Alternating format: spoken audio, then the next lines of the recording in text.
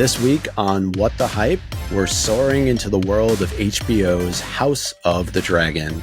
Welcome, everybody. I'm Micah, and I'm joined by Laura and Eric. How are you both doing? Hello. Doing great. Eric, it's been so long since I last saw you. Yes, I think 3 whole days. But before we get started, we want to make sure you're subscribed to us on YouTube so you can receive more ravens from What the Hype. Andrew wrote this. Whether you're currently watching on YouTube or not, we highly recommend it because we're releasing full video episodes where you can see our sexy, incestless faces. And of course, he wrote it, but he's not here to defend it. Well, clearly, I'm rubbing off on him. This is like a proud parent moment for me to see this type of writing from Andrew. He was also just trying to make it match tonally. And I think when we start getting into the episode discussion, it's going to be pretty clear how this description matches up with it. But yeah, definitely follow us on YouTube. We are really trying to build our presence up over there so that we can become partners on YouTube, so that we can start generating more content for y'all. So really appreciate it. Stuff like this helps our show grow. Absolutely. And of course, make sure you're subscribed in your favorite podcast app as well. So let's talk a little bit about House of the Dragon. And even though we just eclipsed the halfway mark of season 2, this episode is not going to contain any spoilers beyond the first 2 episodes of season 1. It's meant to be a primer, like we did with Bridgerton, merely to whet your appetite with a critical lens to its predecessor, Game of Thrones.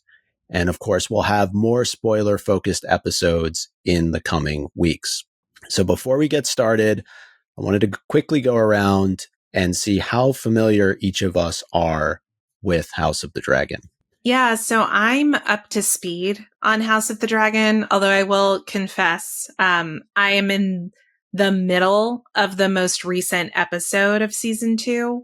I didn't quite finish that episode before I hopped on here, and I wasn't watching it just for this intro, because again, we're only covering those first couple episodes.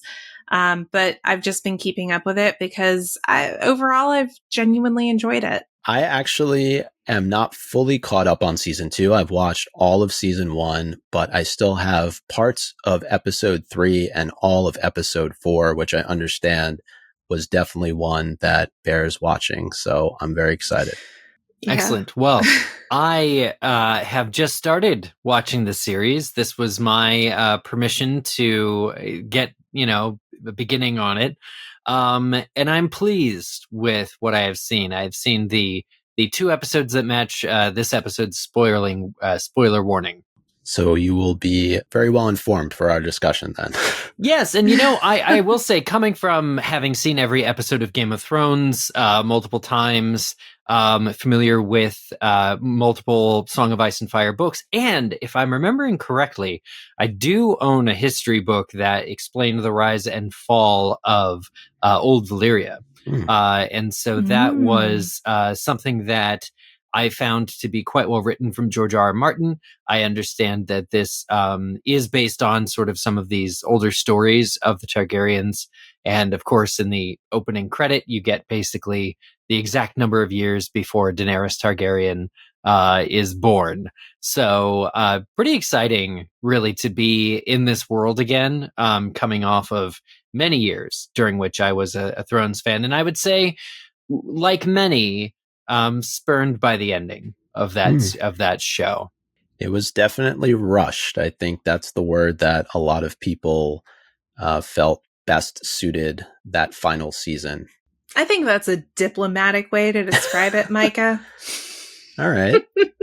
What would be the more takes? What would be the more Game of Thrones appropriate way of saying that? Oh, something way more profane. For a fucking shit show. It was a fucking shit show. With a coffee mug. Let's talk a little bit about what the hype is around House of the Dragon and just some basic facts on the show. And It was mentioned Game of Thrones ended in 2019. House of the Dragon season 1 premiered in 2022. So it is currently in its second season, and it is the much anticipated prequel series to Game of Thrones. House of the Dragon takes place 100 years after the Seven Kingdoms are united by the Targaryen conquest, but nearly 200 years before the events of Game of Thrones. Eric, you just mentioned this. 172 to be exact. Oh, and that's right. I do see it here as well that House of the Dragon is based on George R.R. Martin's history book called Fire and Blood. It was written by the Archmeister of Westeros, with various accounts on what happened during the Targaryen reign. As with all books George R.R. Martin wrote, hefty page count. This one is just 736. It's your average goblet of fire, if you will. And the series, meaning House of the Dragon, begins with the reign of King Viserys I, the fifth Targaryen ruler, the question of his succession, and the events that unfold after he names his daughter, Rhaenyra, heir. And it's the first time a woman ever assumed that title. Yeah, and I think much like Game of Thrones, we see some common threads start to appear here. Questions of succession, and we'll get into some other themes that were very prevalent in Game of Thrones as well. But the main players, obviously the Targaryens, we've mentioned them. Two new families really to introduce that we didn't see much of, if any, in Game of Thrones was the Hightowers and the Valerians. We do get some Lannisters, Starks, and Baratheons, as well as some other familiar names, but at least for now, they're more peripheral characters. And there are 4 seasons that are planned for House of the Dragon.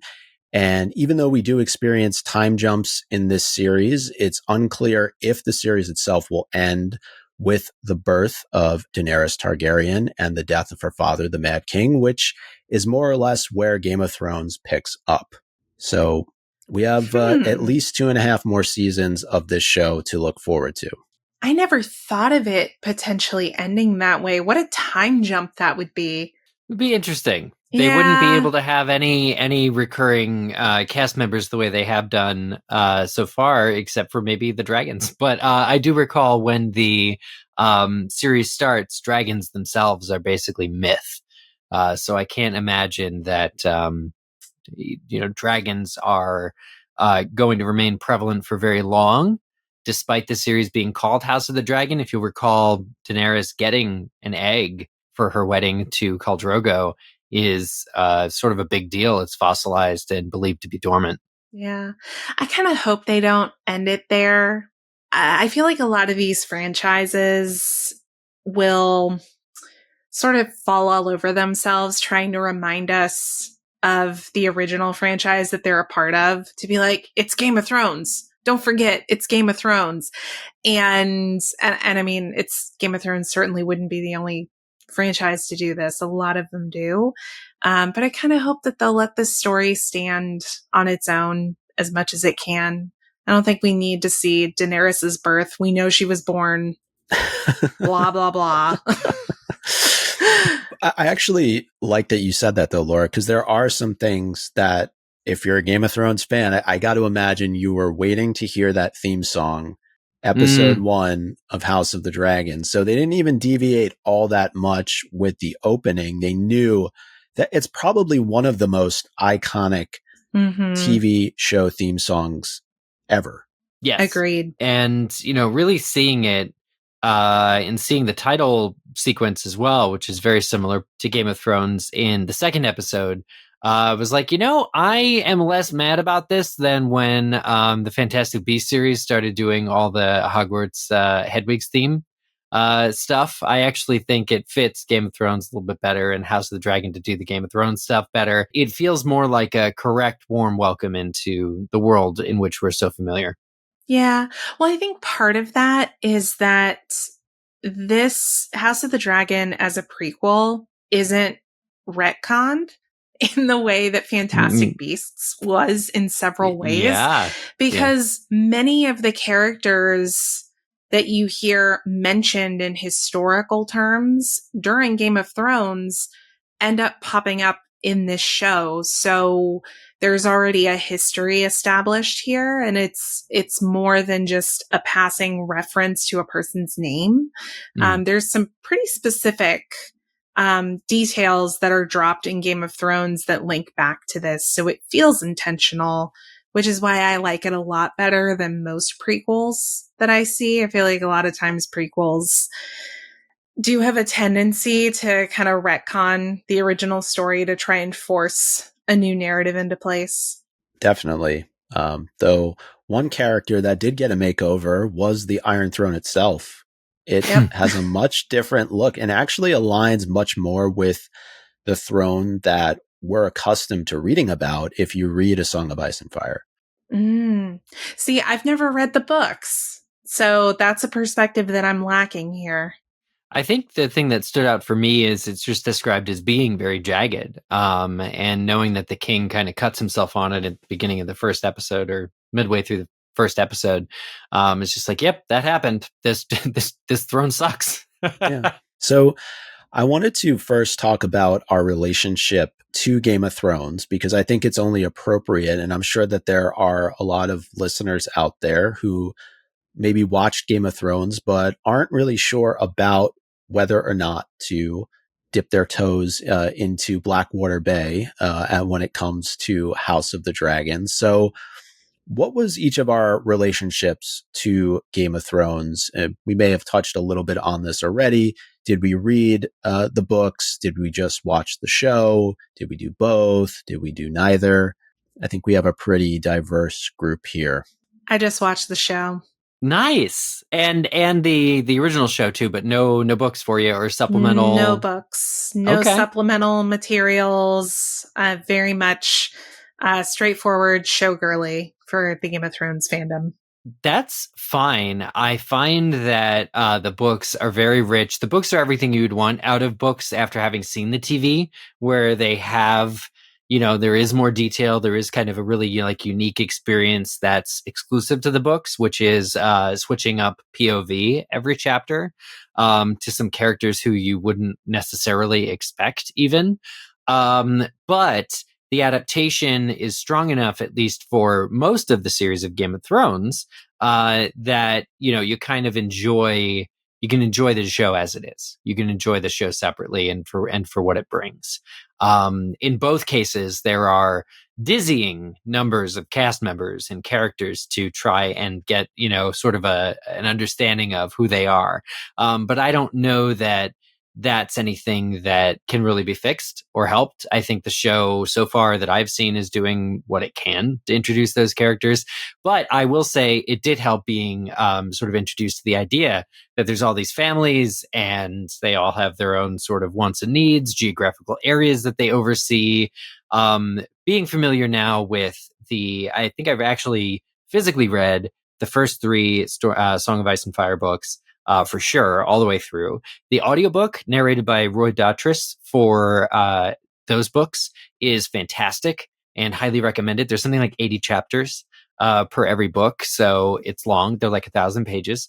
And that's my experience, as well as having watched all of the show and some of the supplemental writing, including Dunk and Egg. All of these things are not new to me. And for me, having read all the way through the fifth book, because as we know, there are still 2 books to be written. We've been sitting on this now. That's been the case for 15 years. It's just about that. Cause I think A Dance with Dragons came out right around the same time as Deathly Hallows Part 2, the movie. And that was 2011? Do you think those last 2 books are actually coming? I hope so.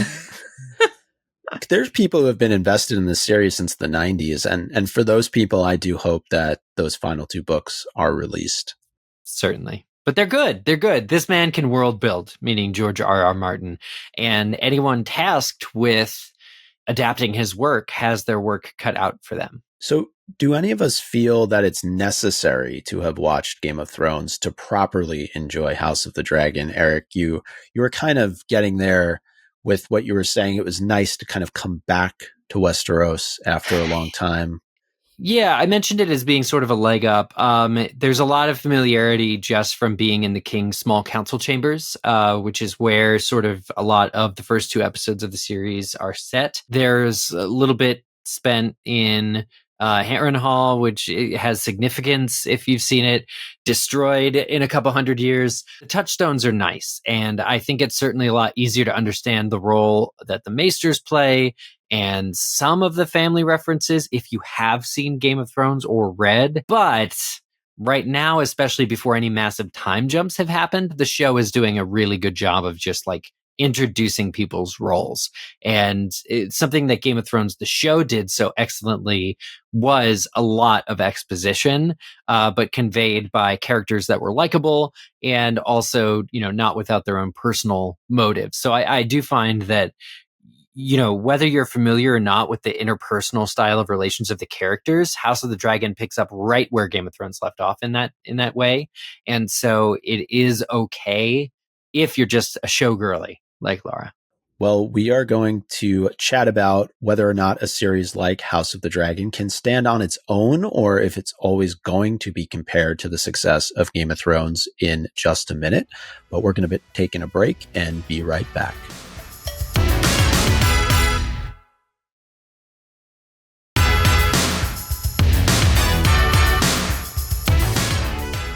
So let's chat a little bit about House of the Dragon standing next to Game of Thrones. It's inevitable that these two are going to be compared to each other. That's just the nature of things. That's how we behave as human beings. I don't think it's fair a season and a half in to start the comparison, but do you feel, at least right now, that it's doing a good job of standing on its own? I know, Eric, you've only seen 2 episodes, but Laura, you've seen pretty much everything that's out there, and you've obviously seen Thrones. What are your thoughts? Yeah, honestly, I think it can. And one of the things that I appreciate about it, without getting too far ahead of ourselves, is I feel like the narrative being told here is not as far flung as the narrative was in Game of Thrones. Again, that's not to say that it doesn't, perspective hop, because it certainly does. But I felt like there was a vastness to the way that happened in Game of Thrones that, at least thus far, I'm not seeing quite as much of in House of the Dragon. So it feels like, I don't want to call it a smaller story, because it's not smaller, but it's more intimate. Yeah, thank you. That is the right word for it. It's a smaller cohort than we got in Thrones. And I like that. It would have been, I think, easy for them to try and recreate what we saw in Game of Thrones and basically just tell us the same exact story, but 200 years earlier with very similar cast of characters. I mean, that would have banked on the nostalgia factor. But they didn't do that. And I have appreciation for the show for that. So yeah, I think it could. I think it'll always be regarded as part of a larger franchise, but I don't think that its success is only due to being in that franchise. I think it's actually pretty good. Yeah. And we've seen perfect example of Fantastic Beasts was mentioned earlier, that sometimes there are things that are created within a world that just don't live up to expectations. Mm-hmm. And I don't feel like, at least from what I've seen so far, that House of the Dragon is in any danger of falling into that same category. So far, it does seem like House of the Dragon just has a narrower scope. To what Laura was saying, it's the House of the Dragon. This is the story of the Targaryens, 200 years ago. And so that to me feels freeing. You can still see all of Westeros or Essos as long as there's a Targaryen like Daemon there. So, even at the end of the episode 2, we're starting to see, we saw Dragonstone, we saw places other than King's Landing, but it wasn't so that we could learn these other families' history. It's because there was a Targaryen there. So I think if they're narrowing that just a little bit, this could wind up over seasons being a completely different show, and satisfying in the way that it has a more specific focus. Absolutely. And just to kind of wrap up the Thrones portion of this discussion, I felt that there were three things that Game of Thrones were known for. And I'm sure there are more than three, but these were the three that came to mind. The first was character building. And we touched a little bit on this. I mean, there were some amazing characters that were created over the course of the seasons of Thrones. Shock value has to be probably the thing that Game of Thrones was known most for. And I would add mysticism to that list. And really one of the great things about Game of Thrones that was that the viewer never knew what was coming next or if a fan favorite was going to make it from one episode, never mind one season to the next. It really did thrive on big reveals, White Walkers, dragons, and more. And I'm wondering, do we feel like House of the Dragon has any of that just yet? Well, it's interesting because from the start they have dragons. And so that's where a lot of the mysticism that was present in Game of Thrones came from, the possibility that there could be dragons again, or that something in the north was coming that wasn't just winter. For now, we at least have what used to be very like magical, mythical type beasts, and people are actively riding around on them. So I think you lose something just in general of not being able to sort of speculate if they could exist, because we're shown that they do, but that doesn't take away from the overall story. I think characterization is still great, and shock value is definitely still there. There have been some ick factors. Oh, just wait. What? Yeah. Violence Just and nudity wait. are the fourth and the fifth tier that I think Game of Thrones was known for. We already got a lot of that so far. Although it's interesting when House of the Dragon does it versus when The Boys does it.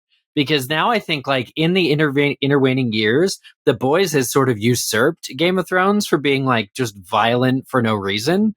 100%. Yeah. So now having watched, I'm like fully caught up on The Boys minus one episode. Now seeing House of the Dragons do it, it's like, oh, bless them. They try. They tried to squig me out here by this, arm cut off or maiming session. Yeah, we talked a little bit about how the final two books had yet to be released when the last two seasons of Game of Thrones were being worked on. And obviously the books still are not out yet. So I think, what was interesting for me is I had read as far as I possibly could. So I had a sense as to what was coming through most of the seasons. But then you got to a point where you're like, well, wait, I don't have the Winds of Winter. I don't have a Dream of Spring. So I really don't know how this is all going to end. So I was literally on the edge of my seat. Whereas I think a lot of people who had never read the books were literally on the edge of their seat the entire time. I haven't gotten to the point yet with House of the Dragon where I've been on the edge of my seat. That's the only criticism that I think I have of the show. And I hope they change that. I really do. I agree with that. So let's switch gears a little bit now and let's talk about House of the Dragon. And I wanted to start by asking, what initially drew us into the show? Eric, aside from the fact that you so graciously volunteered to be on this episode. And so you had no choice whatsoever. This is what did it, though, for me, too. In answer to your question is, I was waiting for a group of friends that were timed, that were ready to discuss it for a good cause. We launched this new pop culture podcast. And I was worried that some of the trappings of Game of Thrones would be present. And so essentially by choosing to do this episode, you guys have told me it's okay, there's enough here to like. I needed the show to be vetted before I was going to watch it. I don't know if that sounds good or bad, but for better or for worse, that's what you guys did. And so thank you, because now I'm watching it and I really enjoy it. Honestly, I got into it kind of begrudgingly. If I'm being so real with you right now, there wasn't anything else on or like anything else that I had in my queue. And I saw that it had come out and I was still feeling real salty and real burned from the end of Game of Thrones. So for a while, I was like, I'm not going to watch House of the Dragon. They'll probably screw that up just like they screwed up Game of Thrones.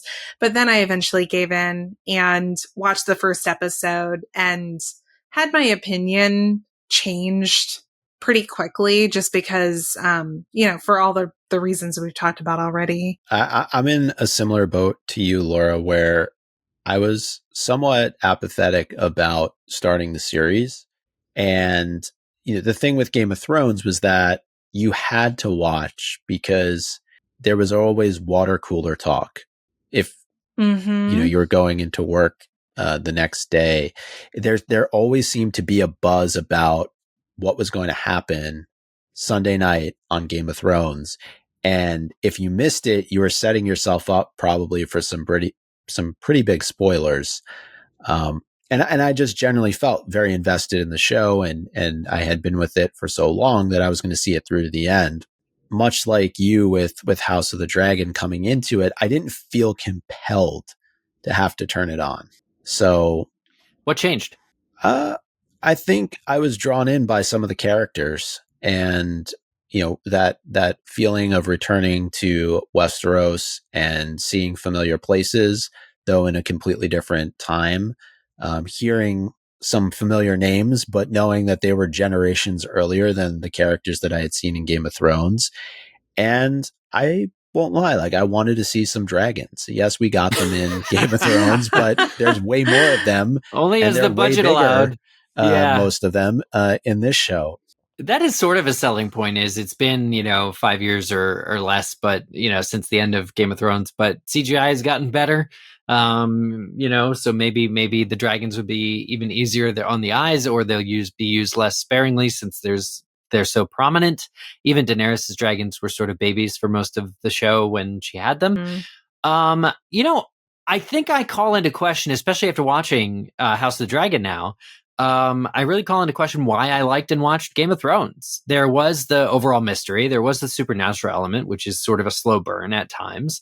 But the majority of the reason I think now that I watched Game of Thrones is for the acting and the costuming, which was top notch, and the set design. And that is all things that House of the Dragon continues to excel in. And in fact, even though I feel burned out still from Game of Thrones, what I'm being led back to this world with is the promise that those artisans that did that stuff, that worked on that show, are feeding their families now with this. They haven't lost their talent. They haven't lost their craft to build this world, to put it to production.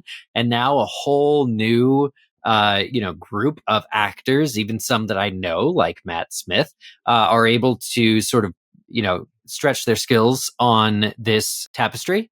I don't know. I think I watch it for the acting, and this show's still got it. For sure. I am so glad that you brought up the costuming and the set design, though, Eric, because I would love to be corrected on this. But one critique that I do have of the show is I feel like stylistically, it's not terribly different from Game of Thrones when it comes to costuming and decoration. And if it's meant to take place 200 years in the past, I think I was expecting to see more of a contrast between how things looked in this show and how things looked in Game of Thrones. It's possible. I mean, I understand, the show probably has a good budget, but if they have existing costumes from Game of Thrones for like foot soldiers, I wouldn't begrudge them if they used them.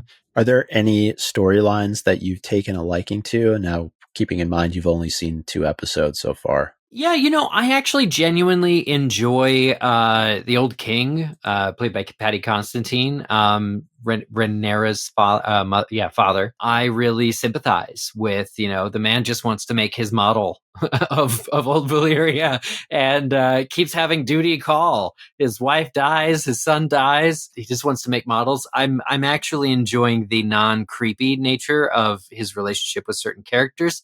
I think he's probably one of the good Targaryens. That's an interesting sort of thing to see, because there are so many not good Targaryens. Even in regular Game of Thrones, Viserys is somebody that Viserys, Dany's brother, is a horrible person. Terrible person.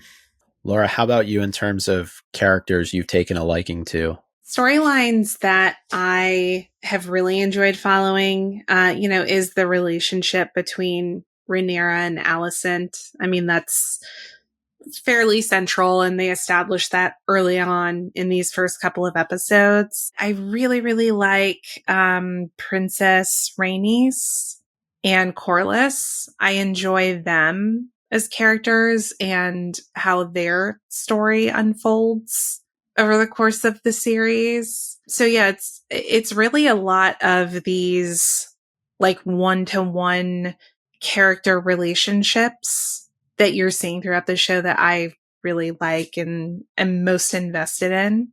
Agreed. Yeah, and I thought it was exciting to know that Westeros could have had, a leading queen.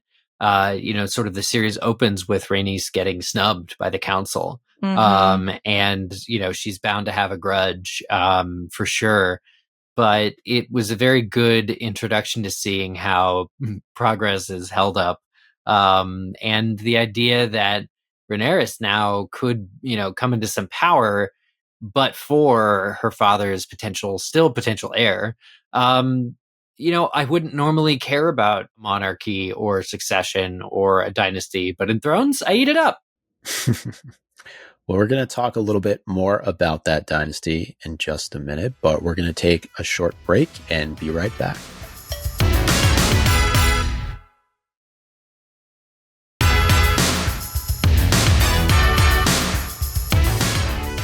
Before we get to talking about who's in a position for the line of succession, I felt that it would only be right to ask this question on this podcast, and that is, are dragons alone enough of a sell?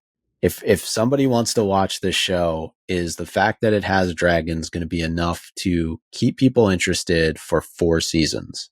I would say no. Yeah, not. I mean, if you know anything about the books, they're going away soon.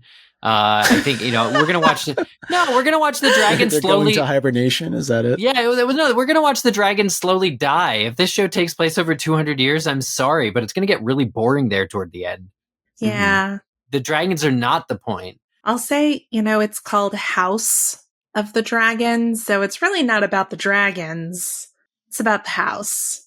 So I think if somebody came to this show only caring about dragons, they might be disappointed.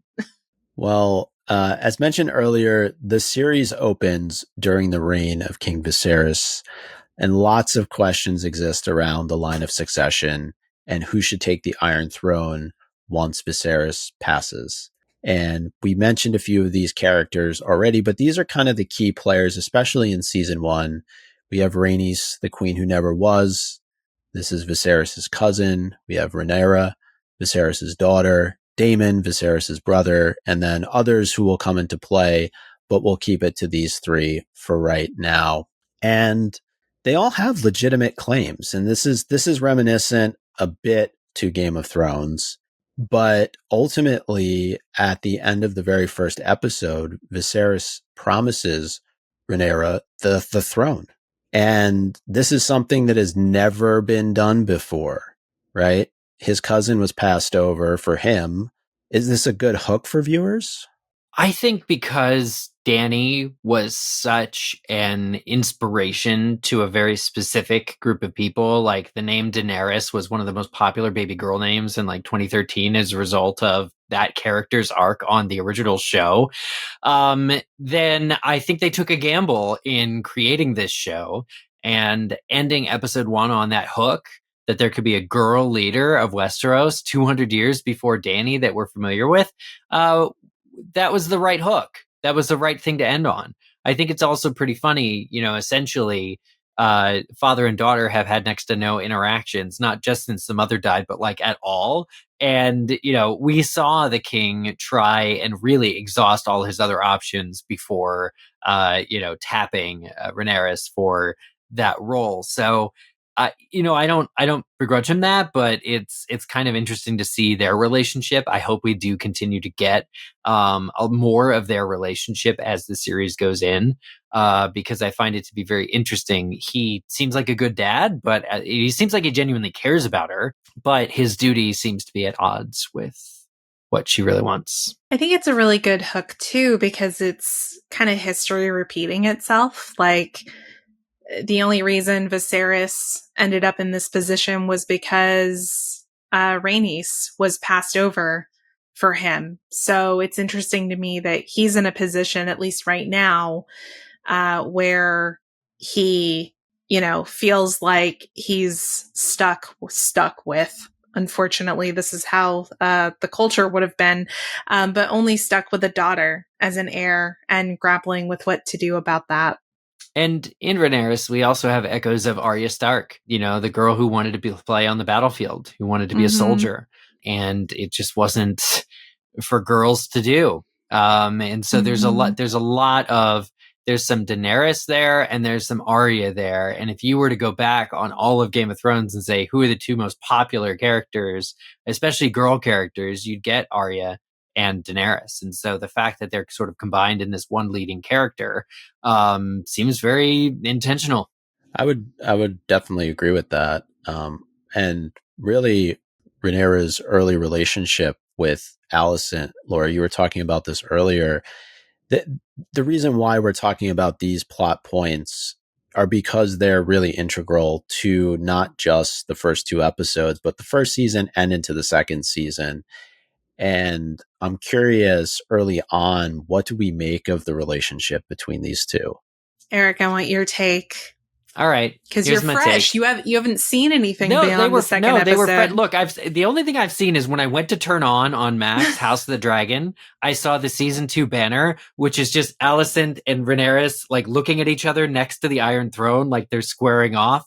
And I was like, oh, all right, this is okay. So then I clicked the episode and they're childhood besties and it's wonderful. And they comfort each other and they read to each other. They go to the Godswood together. It's beautiful. I was like, why is the show going to tear these girls apart?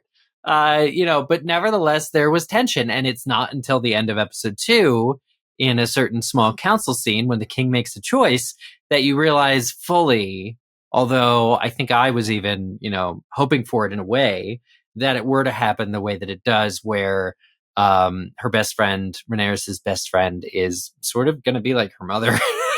So pretty weird.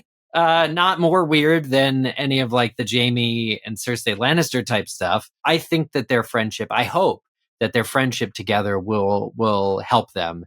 That's really all I have, except that I bought that they were friends. And I don't think that there necessarily has to be an end to the friendship now. But this particular arc, because it was sort of the surprise gotcha of episode 2, still has to develop in a way that's going to help me kind of believe what feels realistic for their reactions to be. And fully orchestrated by one Otto Hightower, who is not your Ned Stark's version of Hand of the King by any stretch. Mm-hmm. I love Otto. Me too. So far, I'm really liking him, and I don't have. Okay, the show to this point has made it seem like it is his wish for his daughter to marry. Right? He's told her several times now to like go to him, go to the king, comfort the king. But it doesn't altogether seem like something that she doesn't really want to do. And also she's good with the king at comforting him. It's like she just brings a book. It's like, hello, this is nice. She mends his little stone figure for him. I don't know. I see the age difference is uncomfortable, but it doesn't seem like it would be a loveless or the other pressured age difference with Corlys and Rhaenys' daughter was worse. cringeworthy. That was worse. She was 12. Yeah. But I do feel like Otto is using his daughter to an end. And we can have a conversation about this on another episode. But one of the things that I truly loved about Game of Thrones, and you see it early on in these episodes of House of the Dragon, is the politics that are being played to ultimately try and get to be a part of the inner circle, to be a part of, to just have that taste of power. And it's really so interesting to watch how all these characters will, move and manipulate in order to get that much closer to the king or to the throne itself. Yeah, I don't think the show has shown Otto Hightower to be, he's no more self-serving than the next man, I think, but he's no Xenophilius Lovegood, which he also played, by the way. I think that Rhys Ifans is doing a great job. And so far, I think he actually cares for the well-being of the king. I know. They've yet to show him wish the king ill will in quite the same way as they've shown all the other characters wish the king ill will. That is fair. Okay. Yeah. Yeah. Okay. I agree with your assessment, Eric. I like to say this: two things can be true. Yeah. Multiple truths exist. Nice. Somebody ring the bell. I know. Multiple truths. Well, before kind of wrapping up this initial discussion, I couldn't conclude without mentioning Daemon Targaryen. Eric, you talked about Matt Smith a little bit earlier. This is a character to watch. He is entertaining any minute he is on the screen. Yeah, again, sort of a hybrid of some of the other characters that we've seen on Game of Thrones, but never quite as, in this iteration. There's elements of Renly. Yeah, there's sort of an ease with which he navigates the world that Renly had. There's a dangerous evil that Viserys, Dany's brother, had. And then, just coupled with the fact that it's Matt Smith, former doctor, in a bright blonde wig. I knew going into this that there would be some cast changes, and I knew that Matt Smith was not one of them. And so the idea that we're going to see him and his character across multiple times was very exciting to me, especially now that I've actually seen, he's sort of that impetuous, I'm going to sit the Iron Throne before my time kind of character. And those are always fun to watch anyway. I jokingly said that Viserys has two main jobs as king. One is to rule his brother, and the other is to rule the rest of Westeros. There you go. Yeah.